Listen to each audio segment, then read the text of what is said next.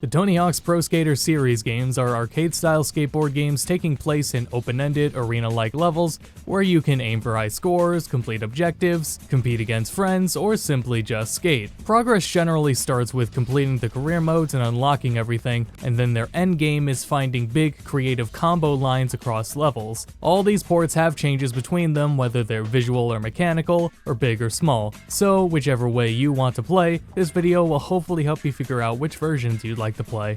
We haven't seen a Tony Hawk game in 5 years, but after the success of Crash and Spyro's remakes, maybe it was due time for THPS to get another remake, but this time, one that would do the original games justice. Let's rewind a bit though and take a look back at how Tony Hawk's Pro Skaters 1 and 2 evolved over time and evaluate which ones you would want to play. These games don't see simple ports to digital storefronts because of the music licenses tied to them. They wouldn't sell well enough to justify paying to renew the licenses, which is why they opt to re-release them to give incentive to purchase them again. Even modern versions are subject to being delisted eventually when they aren't worth the cost of renewing the licenses anymore. Now I'd like to cover the GBA version of Pro Skater 2 really quick, because we aren't going to cover GBC or GBA games because they're just too different. The GBA version of Pro Skater 2 was also done by Vicarious Visions, and it was a solid, impressive adaptation. GBA versions like these were done to put the game in as many people's hands as possible rather than being any sort of definitive edition,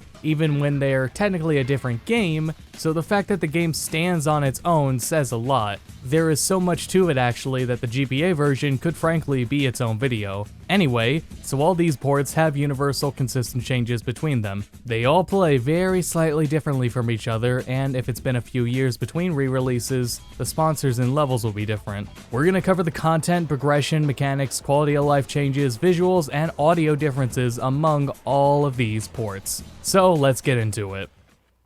So, Pro Skater 1 compared to 2 and the rest of the franchise is pretty straightforward and bare bones. In career mode, there are 6 levels featuring 5 objectives to clear in each. Each objective rewards a tape, and a certain number of tapes is required to unlock the next level. Additionally, there are 3 levels that are competitions, where you're scored by a panel of judges, and getting the medal unlocks a level. Every skater has separate progress in career mode, so the idea was to clear career mode for every skater. As you played, your skater's stats automatically increase and you unlock new decks. Every skater had their own unlockable movies as well. Visually, the game is what you'd expect from a PS1 title. It's 30 FPS with plenty of stuttering, sharp textures, but they have perspective warping, and there's noticeable draw distance and long load times. FMVs are present though and have some noticeable compression, but it is really cool that they do incorporate them into some of the levels. The music quality is pretty solid, featuring full, clean versions of the 10-track soundtrack. The PAL version of the soundtrack still has 10 tracks, but 3 of them were replaced.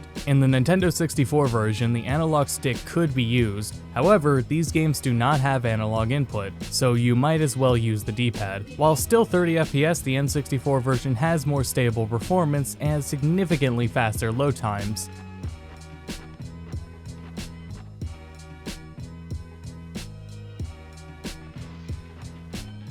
While textures were blurrier, they were also perspectively correct. This version does, however, lack blood. There's no FMV, so that means that there is nothing on the billboards for the opening of the game and no unlockable movies. And the music also sees a significant downgrade. Tracks are shortened and much lower quality.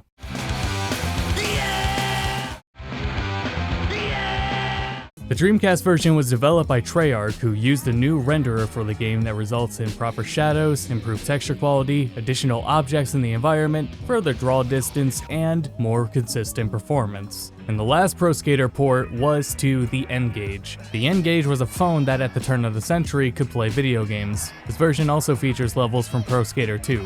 While lower quality and by no means meant to be any sort of definitive edition, this was an extremely impressive port nonetheless.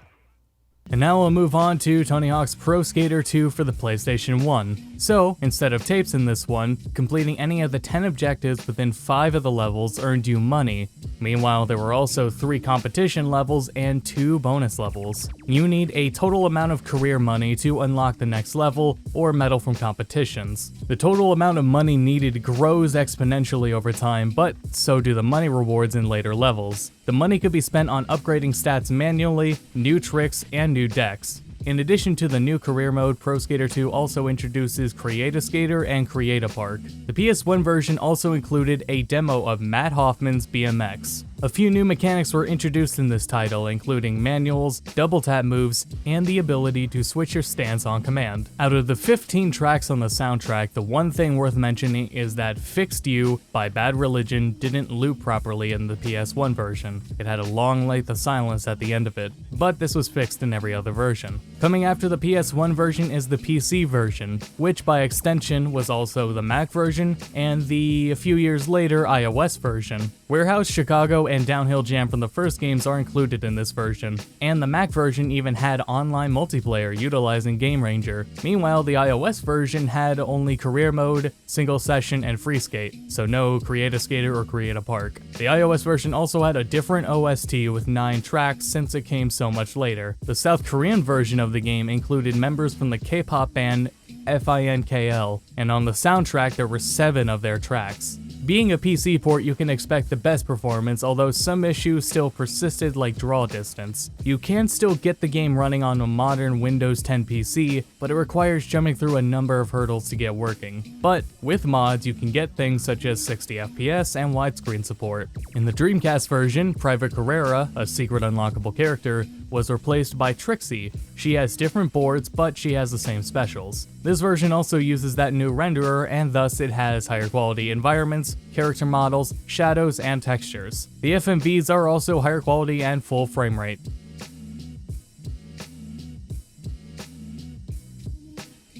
So while the PlayStation 1 version gets a game demo, the Nintendo 64 version had an exclusive level, Hoffman Factory, which is lifted right out of Matt Hoffman's BMX. However, because of this level, there is no chopper drop, so as you would expect, the N64 version is a lot blurrier, but it has more consistent performance and reduced load times. The OST was stripped down from 15 tracks to 6, and saw the same downgrade as Pro Skater 1 on N64 did. They're lower quality, shortened, and in some cases lyrics are removed.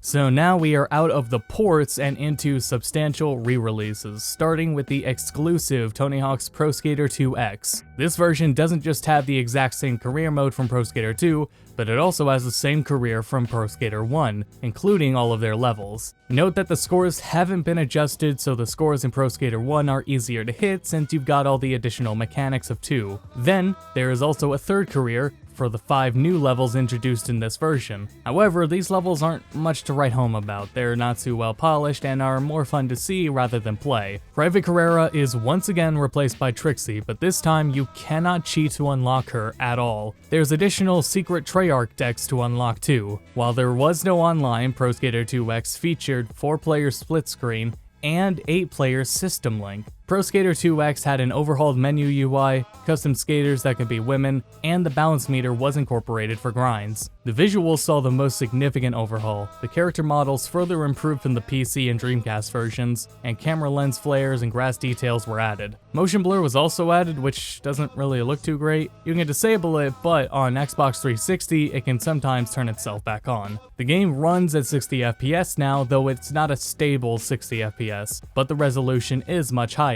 Unfortunately, FMV music videos don't return to the Pro Skater levels, but many other levels saw additional details added from big to small. For example, in Hangar there was a control room area behind where you spawn, and this was actually in earlier versions of the map. And lastly, if you're on original hardware, you can actually import custom music into the game. And now we've come to Tony Hawk's Pro Skater HD, released in 2012 and delisted from all storefronts now. In this version, career mode is a sort of mashup of the previous 2 systems. So there's 7 levels in this game, mixing from Pro Skater 1 and 2, with 10 objectives each. These objectives reward you with money, and you can spend that on tricks, stats, and decks. However, money had nothing to do with unlocking levels. Rather, unlocking the next level requires completing a number of objectives in the prior level, giving much less flexibility in what you can choose to do. Once again, all the skaters have their own progress, but not everyone returned in this game, with only 4 skaters from the original and 4 new ones. The levels in this game came specifically from 2X, so all of their changes are present here. An online mode was added, though it was only for 4 players at a time and replaced Horse with Big Head elimination. However, that's if you were on console. The PC version didn't have any online multiplayer and no version had local split screen. Officer Dick returns as a secret skater, and new secret skaters include Ollie the Magic Bum, Roberta the Robomoto mascot, and PS1 Tony Hawk. The FMV videos were removed as well, and despite having content from Pro Skater 2, the options to create a skater and create a park are not here. There isn't much in terms of positive changes here, but there are a few. Robomoto was selective with which mechanics they added to the game. We've got reverts, manuals, balance bars, balancing lip tricks, and unfortunately, Big Drop returned as well. Big Drop was originally in 2, and while it was in its other ports, it wasn't in any other Tony Hawk game because it wasn't a mechanic that fans liked. The ends of Mall and Downhill Jam now do send you back to the beginning. Plus, the balance meter while manualing will actually show you which way you can safely land without bailing. There is a bit of UI clutter, but you are shown the progress of your goals constantly through the career mode runs. The most significant difference with this game is how unpolished it feels. The physics are inconsistent, it controls sluggishly and floaty, you ragdoll on bales and respawn in a white flash, grinding looks jarring because you kind of float to the rail instead of snapping to it, and many times your board unrealistically swerves. Now this was a $15 XBLA title, but it feels almost insulting to sell this title in this condition at all. Of course, at the time, many people were just kinda happy to see another Pro Skater title. On console, the game was capped at 30 FPS. On PC, it's uncapped though. While some environments did receive pretty good facelifts, the skaters leave a lot to be desired on their own. Like Downhill Jam is now at night, and there's a storm in Marseille. There are 14 songs total on this game's soundtrack, 7 of which came from Tony Hawk's Pro Skater, and the other 7 are new songs. Tony Hawk's Pro Skater 1+2 comes at us not just as a return to form, but a return to the peak of the series. We're gonna see immediately that every step of the way, this isn't actually a clear-cut remake, but rather a modern reimagining with its own identity. For some, that may be for better or for worse, but let's get into it. Career mode is another mashup of 1 and 2, but one that makes a bit more sense. 1 and 2 are divided into their own careers called tours, and they work the same way as each other. You go through every level from the original releases of the game and complete 10 objectives per level. Money isn't tied to objectives anymore, so you unlock the next level by completing a certain number of total objectives. Meanwhile, competitions return as they did before. However, there is still a money system. This game is full of an insane amount of unlockables from apparel to decks to custom park parts. More on that later. But parts, decks, and apparel aren't all earned simply by money either. By completing challenges, you'll be rewarded with XP, money, and more unlockables like costumes for the skaters. While there's a collection of challenges you can complete with anyone, every skater and every level has their own set of challenges totaling over 700. You're rewarded for playing continuously as you level up and unlock more stuff. Your tour progress is uniform between all 21 skaters, all 13 returning and 9 new. So there's no need to redo any of the career modes besides going in to pick up the stat points, which by the way, you're free to change any of your stats at any time. So the replayability in this game is on completing individual challenges for each character. Even with a custom character, you benefit from the other characters because you'll unlock their decks. There is a third tour option as well. This one is for free skate, single session, and the new speedrun mode. Speedrun mode is a time trial to complete all 10 objectives within a level as quickly as possible, and there's competitive leaderboards for both speedrun and sessions. Officer Dick returns as a secret character, and there's a new playable alien. However, there is no Private Guerrera, Trixie, Spider-Man, or K-pop band members. Now back to Create a Park and Custom Skaters. You can share levels you make and play them online. At first, it felt like this was a limited creator until I saw what others were doing with it. Essentially, you have a ton of control over the geometry of levels you make,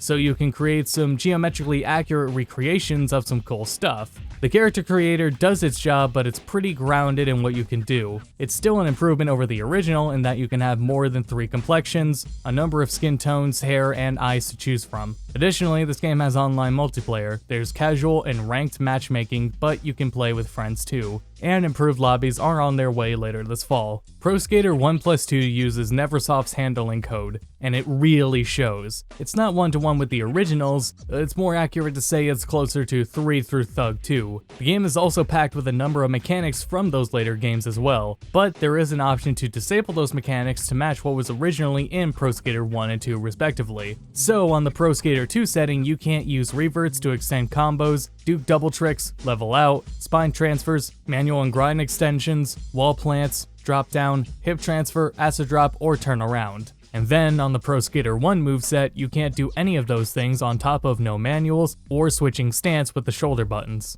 Something to keep in mind is that scores in career mode are balanced around the default control scheme, so this does effectively make the game more challenging on those other movesets. Speaking of challenge, the game mods menu is where you can change your movesets, and also there's some assists and cheats. And also, water and grass are not nearly as punishing as they used to be to get caught in. The UI of 1 and 2 is pretty phenomenal and drives home the idea that this game has its own identity. It's full of so much more punk flair than the other versions. Bailing animations are back, and returning to your board is done through this short animation. Ragdolls are gone, but so is blood. Big drop is totally gone. The endings of Mullen Downhill Jam now send you back to the start. Songs play continuously through everything. Split screen mode offers the full version of levels and not shortened levels. And there is a myriad of options and settings that the series had in its later titles.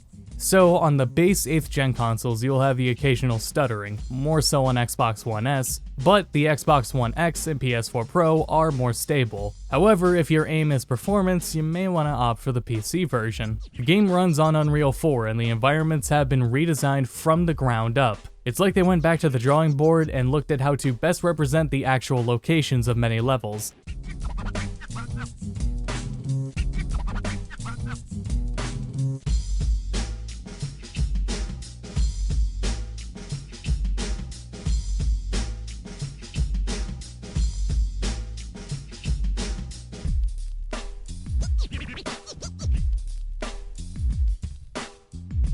Prime example is the mall, as pointed out by Nick930 in his video here. The mall did originally have subtle design implying it was abandoned, and here Vicarious Visions really cranked it up to 11 in conveying this. The game represents everything as it is in modern day, from the skaters looking to how they look today, to Marseille's dramatically different design. The level layouts are of the original versions, so there are no changes that were in 2X present here. While not all of the Deepwater secrets from the original games are here, there's plenty of new ones introduced and some neat, small details such as the functional cameras and display in Skate Park. The game is packed with 59 total tracks, 9 of the 10 from THPS return, and 13 of the 15 from Pro Skater 2, and then the rest are all new. The specific missing songs are the region exclusive tracks, Committed by Unsane, B-Boy Document 99 by the High and Mighty, and Out with the Old by Alley Life. Music doesn't cut between every level or run, you can toggle specific tracks in the settings, and even skip tracks at any point with R3.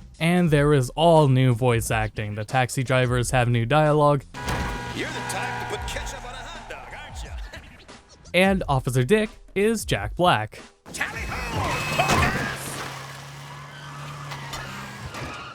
So, like we said, all of these versions have their differences, and with a lot to cover, I did have to be a bit vague. The original games will offer the true experience of your childhood, though you may remember them looking and playing a little better, like the Dreamcast or PC versions do, which are definitely the more polished ports of those games. 2X, on the other hand, is a pretty good early version of 1 and 2 with how it combined them. It's really chock full of content and retains that early style. Pro Skater HD exists, and 1+2 itself, I feel, is the crown jewel here. It has that more polished feelings of the later games and even more polish on top of it. Combo lines are so satisfying and the whole game is visually stunning. There's so much music in it and the challenges offer plenty of replayability. That's not to say there isn't replayability to the originals though, as I've heard plenty of folks say that they definitely prefer the individual career mode styles of the original games. When I streamed the game the other day, I did actually have a few criticisms I brought up there. The biggest thing I would